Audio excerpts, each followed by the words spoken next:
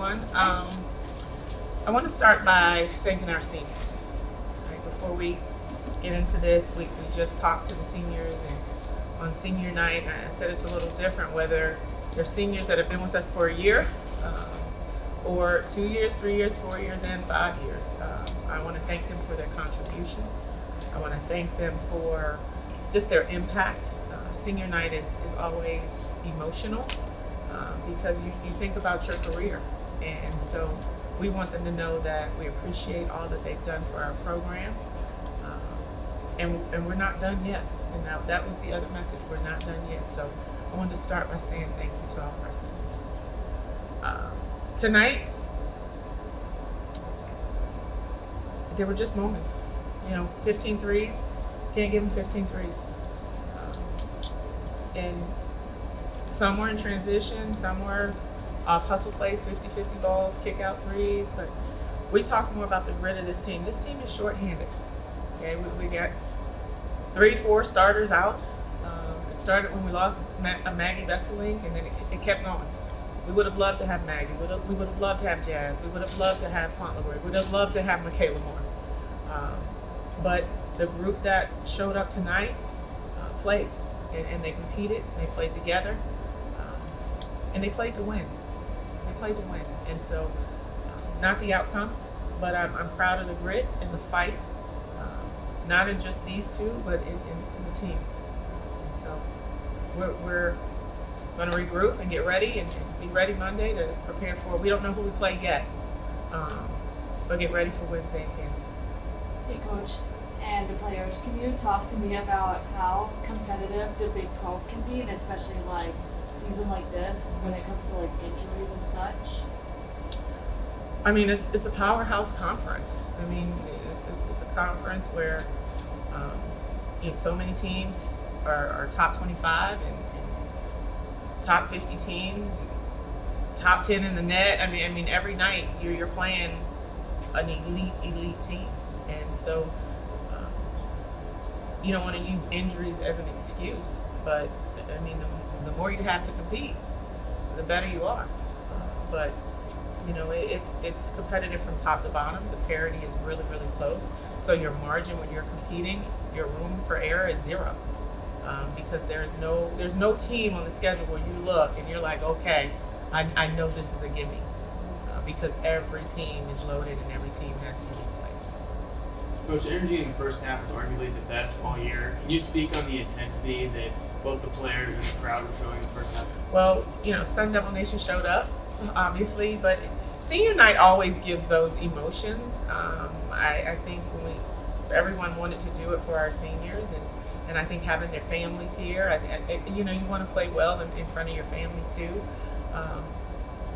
But it's also playing Arizona. There's just an added edge with that game as well. But I will say, our fans for sure showed up today, but they showed up for us all season. But I think the extra energy and fight that you saw was because families were in the building as well. So some would say that if you were forcing Arizona to take 3-pointers, that's what you want, because they're not very good. That wasn't what we were doing. What's that? That wasn't the plan. No. Okay. So tell me what happened? Do you think too many open shots? Some of it was just we switched it and we kind of went man and zone, and I think it was just some of the rotations were a little late. We know who the shooters are. And some of them made some tough shots. I mean, the bank three, we were there. You can't call that one. But the 50-50 balls where we were just a little short or just a little delayed, we didn't switch up, getting over the ball screen. And I thought they made some tough threes with a hand in their face. But there were some, I just think our rotations were a little late, and we didn't get over the ball screen and up. Renee and Ty, you guys as individuals, but also as a team, what are you guys looking to improve on heading into next week? Just clean up on the little things. Like Coach said, it was just certain possessions that gave him momentum and it was hard to come back from it. Just rebound kickouts, the loose ball, some layups we might have missed close to the rim and then they got it and pushed in transition. We make those plays and make those possessions and it's just like we're up and we're talking a different game, So it's just, we're looking to clean that up as we go in the tournament and just fix that on little communication things. Just fix it. Yeah, just being back over what Ty said, it's really the little things that kind of separate us from winning the game and losing the game. And then also just me and Ty, like we're leaders on the team. So just continuing to lead and show up for our team, because then other people will follow. So the more that we do that, leading into the tournament, I think that we'll be in a good space. Coach, when you talk rebounding, I mean, 19 tonight, you're a machine. Yes, a beast. I think that's a record, right? Am I Most this century. most in this century? Okay, I think. But again, that's because we played hard. You know, you don't want to take away from that. And I think you see it in play with all of the players. They came in, they contributed, but there were just key possessions that we all know we'll go back and look at and want to take back. But I do want to celebrate, again, that's going in the record books. There was really good performances, even in the outcome that we didn't want. For Coach and Ty, can you talk to me about the relationship that you guys have formed over throughout the years from Delaware to ASU? Oh God, it's been 5 years, right? It's been a long time. No different than any player. I mean, Ty and I have known each other for a very long time, right? When she first came into college, and for her to follow me here, that just speaks to the relationship. But when I coach players, they are considered family. It's not a transactional business for me. I lead with my heart, put my heart on the outside of my chest. And because I was once a student athlete. So I know what it's like. I know the grind. I know the daily grind. I know the commitment. And I want to be the example for them. At some point, the ball will stop bouncing. And I want them to draw from this experience, but I want them to also know that they can always pick up the phone and know that Coach A will always be there for them. But Ty is like my child. My children see her and they light up. My family sees her and they light up. But it's no different than any player that I coach. They become a member of my family. Yeah, for Coach A, like she said, it's not different for her because she's been doing this longer than I've been living. But for me, I don't know, for 25 years you've been coaching. You always say you've been coaching 28. 28. See, this is longer than that's long. That's a long time. So she's been in the game for a minute. So I feel like Coach A is a genuine person, and she always gonna lead with love and everything like that. So all her players and things like that, like she might consider them like off them what she does. But for me, I don't speak lightly. Like I don't consider her a coach my family. I'm not gonna lie. So when I say Coach A is my family, she's my family. Like I really mean that. Like my whole family know Coach A. They know what she's done for me.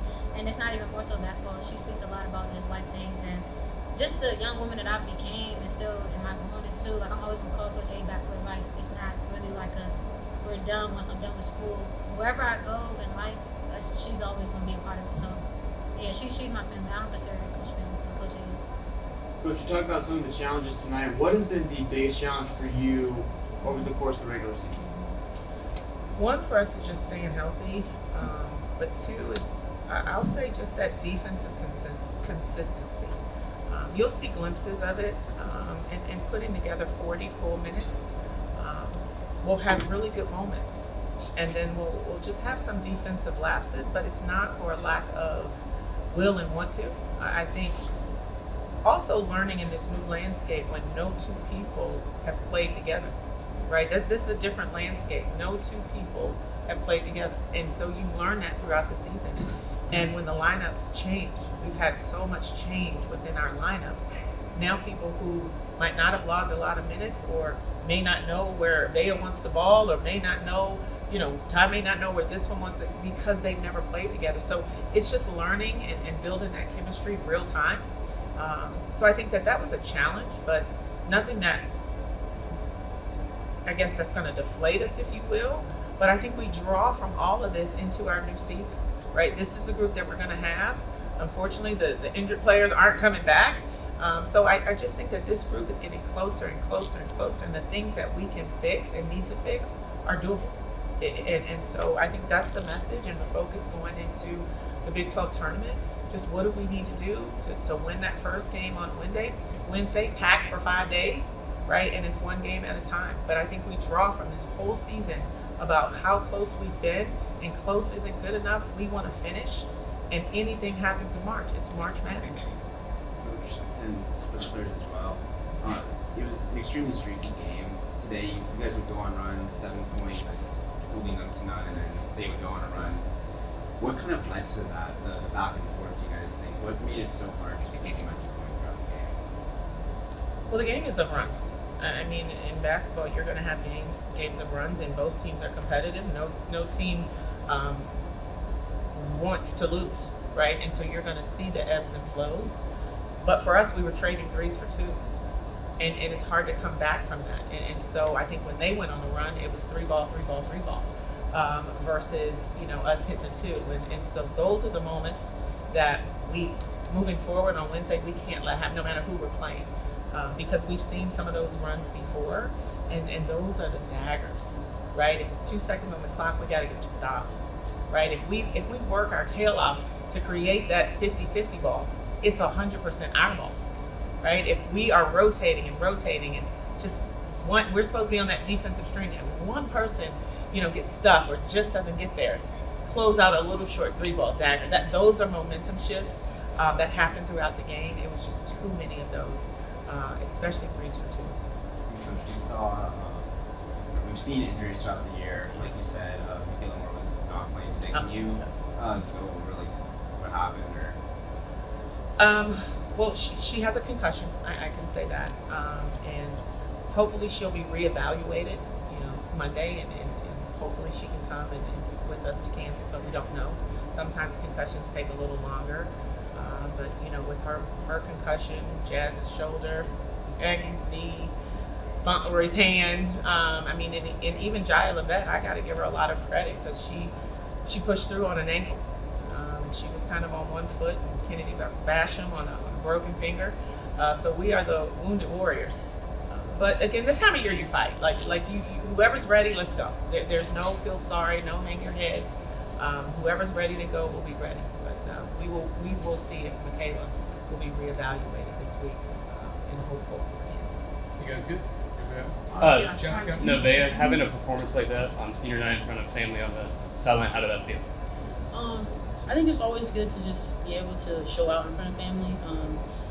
My family doesn't get to travel and see me all the time, and especially for senior night, this is my last game at DFA, so it was great. I'm thankful for that. It sucks that we didn't win.